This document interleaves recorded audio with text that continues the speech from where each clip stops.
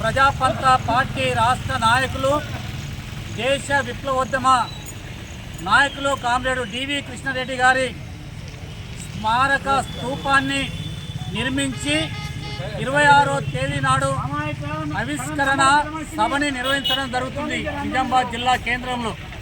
ముఖ్యంగా ఆయన మన నిజామాబాద్కు చెందినటువంటి వ్యక్తి. బోధన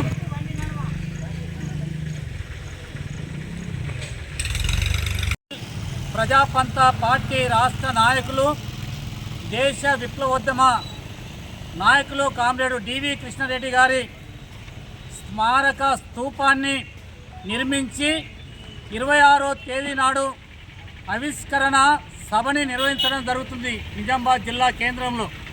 ముఖ్యంగా ఆయన మన నిజామాబాద్కు చెందినటువంటి వ్యక్తి. బోధన ప్రాంతవాసి, బోధనకు ఆనుకున్నటువంటి పెంటాకుర్దు తన సొంత ఊరు. ఆయన 1969-70 ప్రాంతంలో ప్రభుత్వ ఉద్యోగాన్ని వదిలిపెట్టి ఆ రోజు జరిగినటువంటి విప్లవోద్యమాలకు, ముఖ్యంగా శ్రీకాకుళోద్యమము, అదేవిధంగా నక్సల్బరీ పోరాటాలు, అట్లాగే దేశవ్యాప్తంగా జరుగుతున్నటువంటి ఉద్యమాలకు ఆకర్షితులై ఈ తన జీవితాన్ని అప్పటి నుండి మరణించేంత వరకు కూడా ఉద్యమంలో పనిచేసి ఆయన జీవితాన్ని అంకితం చేయడం జరిగింది.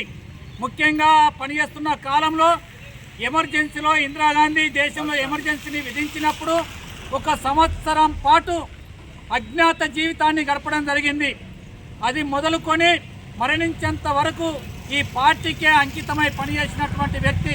పనిచేస్తున్న క్రమంలో అధ్యయనం చేయడము, అదేవిధంగా ఆచరించడము, ఆచరించిన దాంట్లో మంచి చెడులు తప్పొప్పుల్ని మళ్ళీ దాంట్లో నుండి స్వీకరించి మళ్ళీ సిద్ధాంతాన్ని తయారు చేయడం, ఇట్లా తన పని చేసి ఉద్యమాన్ని, ముఖ్యంగా ఈ దేశంలో దీర్ఘకాలిక పోరాటం ద్వారానే విప్లవం వస్తుందని చెప్పి, దానికోసం ప్రజా సంఘాలని నిర్మాణం చేయాలని చెప్పి రైతు కూలీ సంఘాలు కానీ, అదేవిధంగా కార్మిక సంఘాలు, విద్యార్థి సంఘాలు, యువజన సంఘాలు, వీటి నిర్మాణానికి మహిళా సంఘాలని నిర్మాణం చేసి ఈరోజు భారతదేశంలో విప్లవానికి నాంది పలికినటువంటి గొప్ప వ్యక్తి.